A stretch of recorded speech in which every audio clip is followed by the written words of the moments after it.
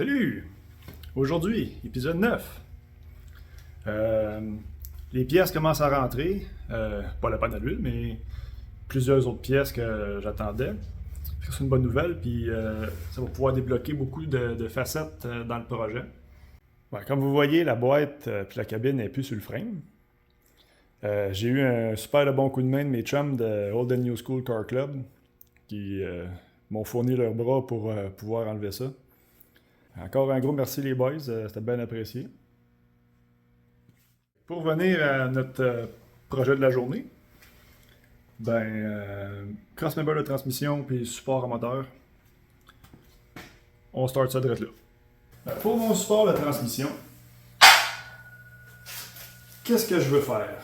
De un, ça me prend une barre qui traverse chaque côté du frame, qui va venir pogner mon bushing en dessous ici. Cette pièce-là ne doit pas excéder le tour du frame. Puis, elle doit être amovible aussi.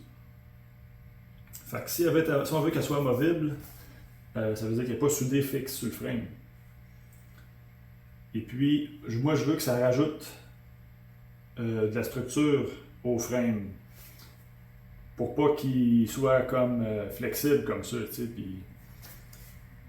Fait que pour ça, ça prend une pièce qui couvre toute l'épaisseur du frame de haut en bas. On arrive pas tout à fait en ligne avec cette section-là ici qui est comme bien solide puis bien fermée. On est un petit peu plus à côté. Parce que si je me pogne là, le bras, le crossmember n'aura pas le choix de passer sous la transmission, puis automatiquement il va être vraiment proche de terre. Puis ça, c'est pas bien bon avec ce camion-là. Fait qu'on va se prendre un peu plus reculé. Comme ça, le support à transmission va passer plus sous la queue. Puis il va y avoir une petite pièce qui va venir rejoindre le bushing. Fait que pour ça, ce que je voyais, c'était une plaque soudée ici, sur le frame, qui va venir aussi faire la jonction avec la partie super solide qui est là, puis la partie qui tombe juste un channel après. Parce qu'ici, dans le fond, c'est comme une jonction du frame. Là. Il y a la partie qui est ici, elle arrête là, puis tu as cette partie-là, elle arrête là. Puis les deux ensemble, à partir de là, c'est boxé jusqu'en avant. Fait qu'on va souder elle ici. Celle-là va être filetée ou avec des noix. Puis elle va être sur le bras qui traverse de gauche à droite pour venir se boulonner dessus. La même chose de chaque côté. Pour aller entre les deux, je vais utiliser un tubing rond. Il va y avoir une partie renfort là, qui va venir brasser tout ça là, dessus pour avoir le maximum de rigidité comme en torsion sur le frame.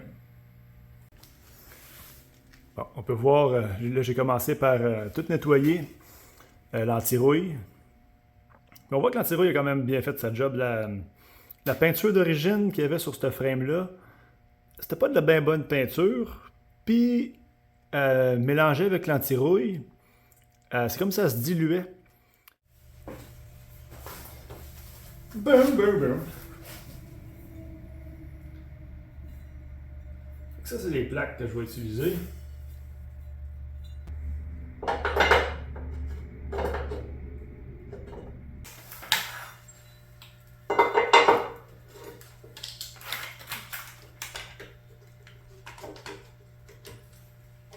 Les serres, c'est important, ça.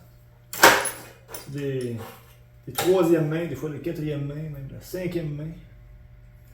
Sans serre, Bon, comment ça ressembler à quelque chose?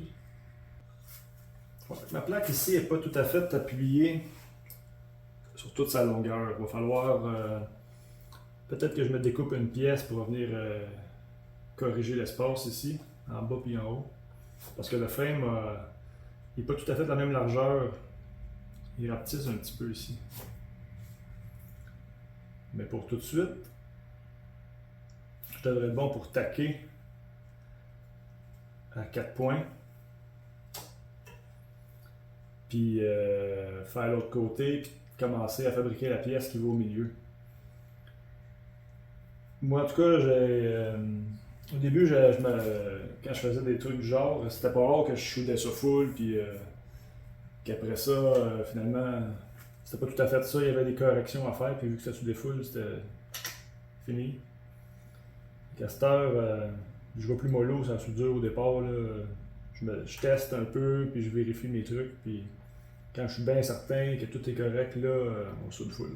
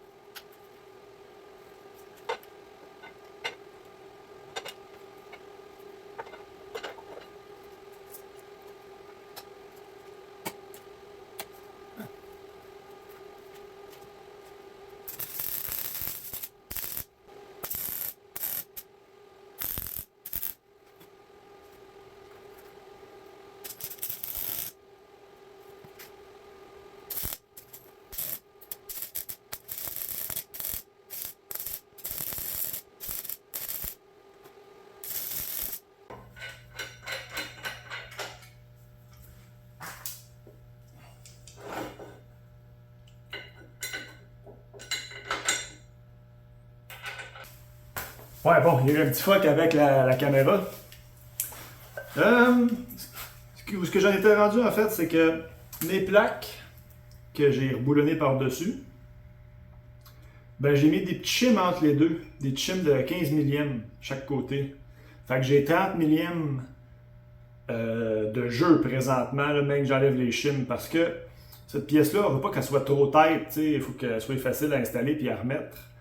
Si je soude ce morceau-là entre les deux, puis que je mets pas les shims, ben, c'est que ces plaques-là, le crossmember, il va falloir le sortir genre en jouant avec, puis parce que s'il y a un petit quelque chose dans l'angle de mes plaques, ce qui est sûrement le cas, ben, c'est sûr que ça va s'en aller en serrant ou en loussant, ou tu sais. Fait que, en me laissant ce petit lousse-là, ben, avec ça, je suis sûr que le crossmember va toujours être facile à installer et à enlever pour X raisons.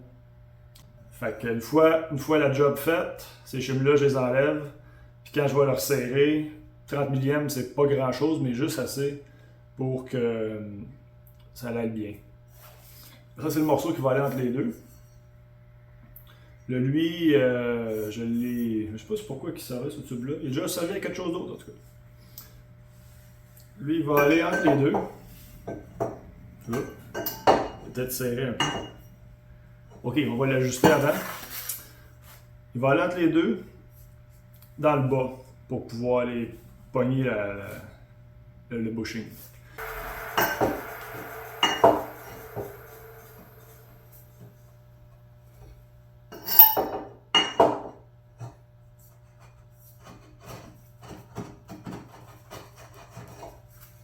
Il est encore serré un peu, mais je pense que j'ai enlevé la peinture, ça va être pas pire.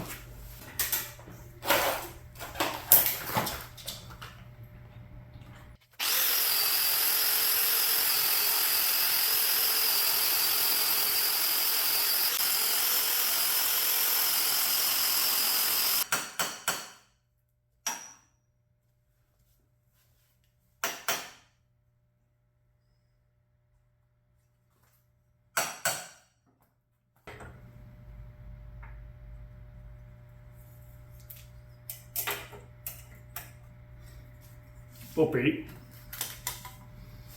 Faire les petits check-up.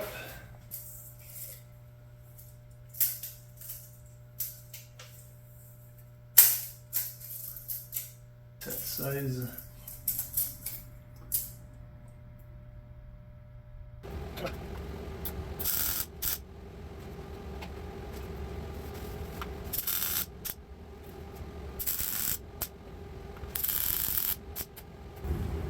Moi, ce que je vais faire, je vais utiliser ce morceau de channel-là pour venir faire la jonction entre mon tube et le bushing. Cette pièce-là, il va y avoir le trou dedans pour mettre les bolts du bushing. Bon, ben, le morceau, il est fait.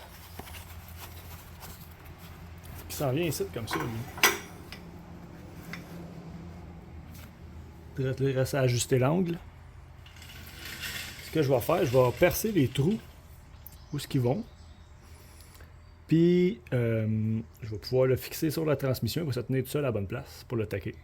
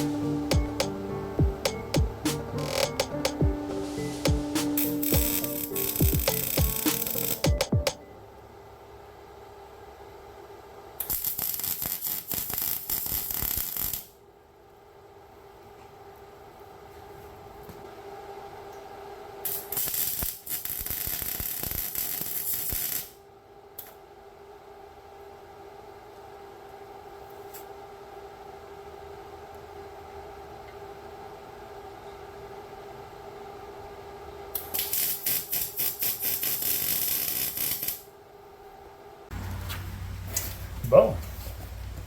Fait que pour aller avec ça, pour renforcer toute cette patente-là, j'ai fabriqué ces petits tubes-là ici qui vont venir se fixer comme ça. Direct là de même. Soudé. Ça va venir donner de la rigidité à tout le châssis. Ça devrait être assez blindé comme ça. Fait que je vais les taquer, puis après ça, je vais tout débarquer ça de là. Je vais tout faire la soudure au tigre au complet.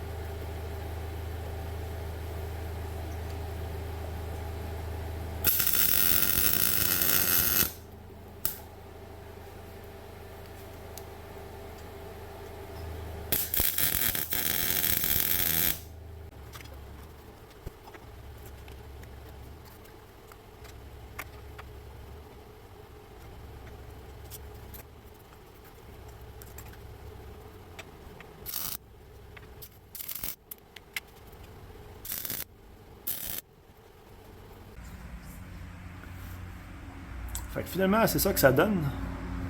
Une fois terminé, j'ai percé des trous, puis je vais avoir 4 boulons M10 chaque côté qui vont fixer le crossmember aux plaques qui sont sur le frame. Avec les petits shims que j'ai mis aussi, c'est un succès, là, le fit est nickel. Il y a eu un autre petit pépin.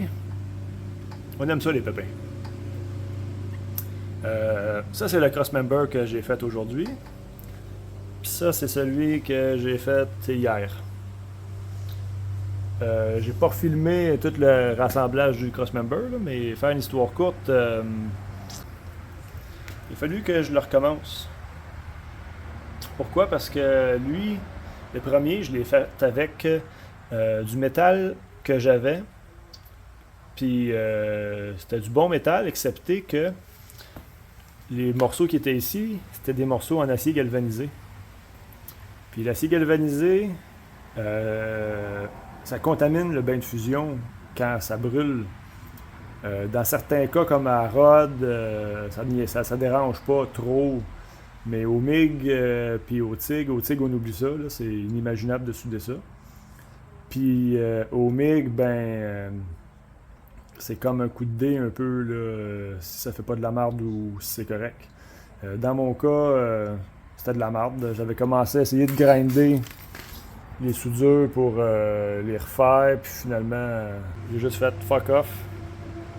Je l'ai scrappé, puis on en a refait un nœud. J'ai été m'acheter du métal neuf, puis là, ça a bien été. Le deuxième est tout le temps plus facile à faire qu'ils disent. Je me suis amusé sur cela, j'ai fait des tests tant qu'à faire.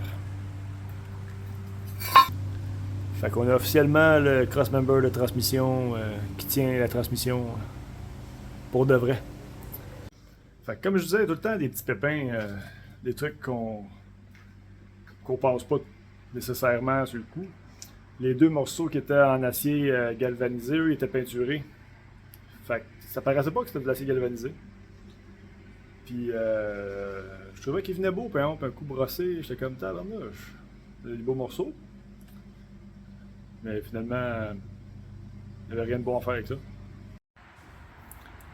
Bon, l'étape des supports moteurs.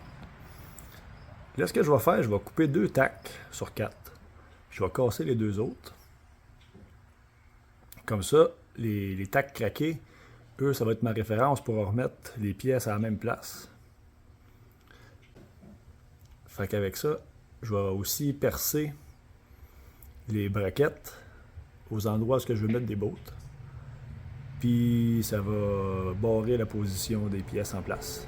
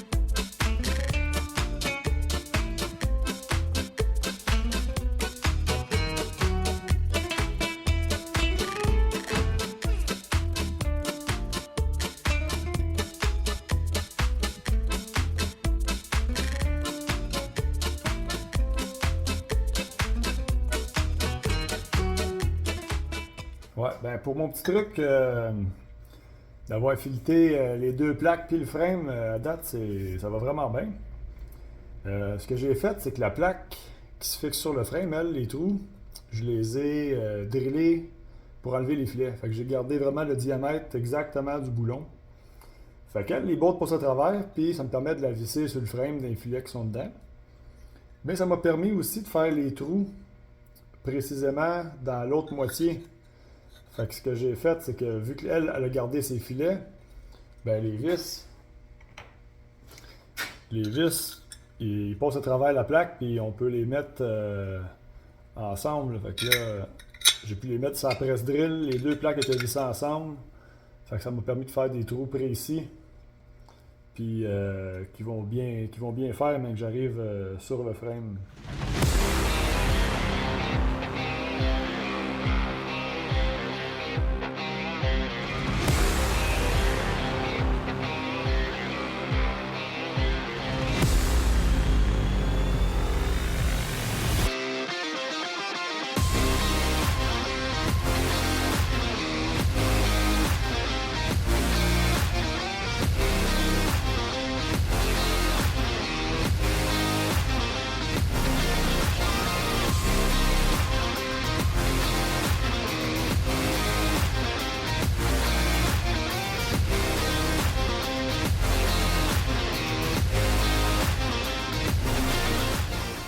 Ça, c'est une fois prête à souder. Dans le fond, c'est ça que ça donne.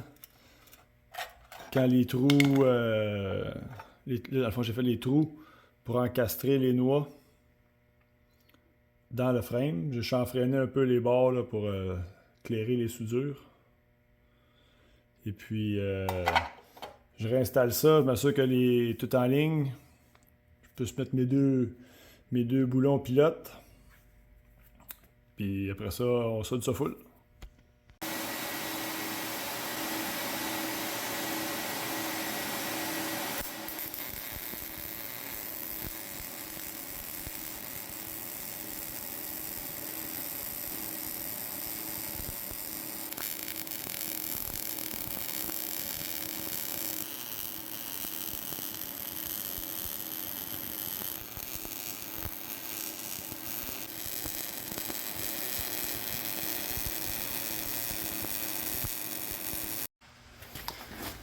Fait qu'on a le résultat final. Ça, c'est ce que ça donne une fois le support à moteur installé. De ce côté-là, il rajoute un petit coup de buffer à passer pour enlever les grainotes, puis bingo. Fait qu'on voit ce que ça fait dans le fond si j'enlève les boulons.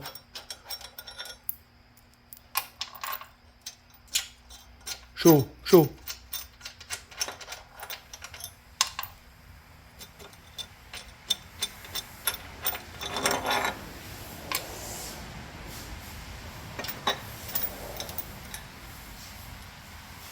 Il reste juste la plaque d'assemblage.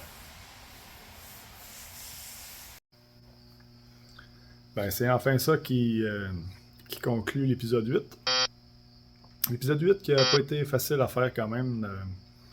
Ça a été long un peu, dans le sens qu'il y a eu quand même des péripéties, puis le crossmember de transmission, puis on a recommencé.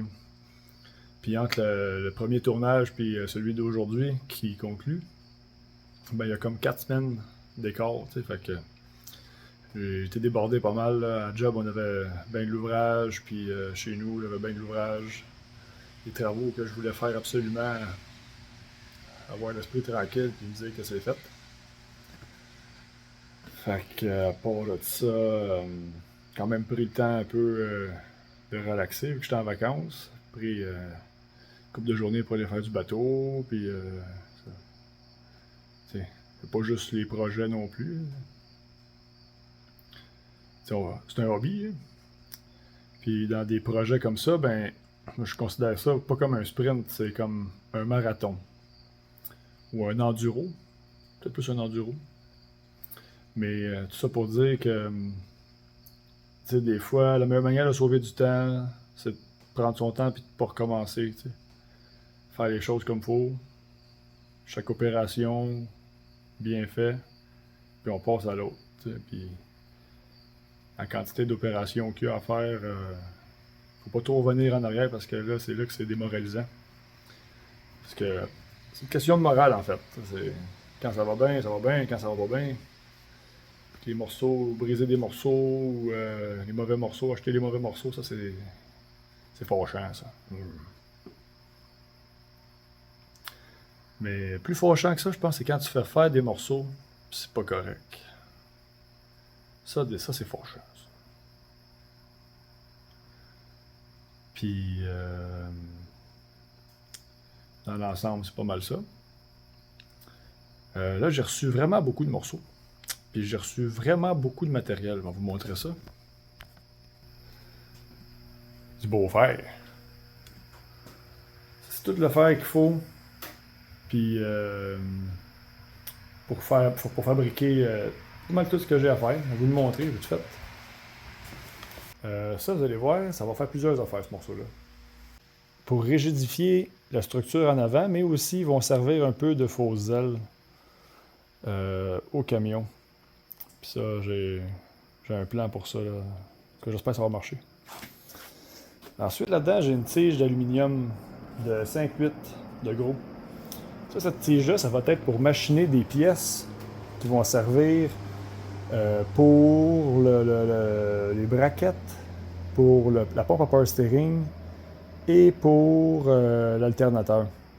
Ça va servir comme de sleeve pour faire comme des spacers entre les pièces des braquettes. J'ai aussi un flat bar d'aluminium 3,8 par 8. Ça va être pour fabriquer justement les pièces qui vont tenir l'alternateur puis la pompe à power steering. La feuille exactement, c'est gauge 10. Je l'ai ici. Et puis j'ai 2 tuyaux. Il y a 3 tuyaux en tout, mais c'est des tuyaux de 1 pouce et 3 quarts. Mais là-dedans, il y en a 2 que c'est du 1 pouce et 3 quarts avec un wall de 120 millième. Tandis que l'autre, lui, il y a un wall de 65 millième. Celui avec le wall de 65 millième, lui, ça va être pour compléter comme la structure, mais ça va être surtout une partie plus esthétique. Fait que je l'ai pris plus mince pour le poids, sauver du poids un peu. Mais les points 120, eux, ça va être vraiment structurel. Eux, ça va servir vraiment comme si c'était pas une cage, mais un châssis tubulaire un peu. On va essayer de raidir un peu le devant pour que ce soit plus sécuritaire. Fait que sur ça, merci à ceux qui me suivent. Merci, je sais qu'il y a des nouveaux, plusieurs nouveaux auditeurs. Merci de me suivre. Puis merci de partager, puis de liker. Et puis, éventuellement, je vais avoir un autre petit épisode. Là. J'ai quelque chose, des petites modifications à faire. Celui-là. Là. Des petits upgrades à y faire. Pour un futur très rapproché. Sur ce, bye bye.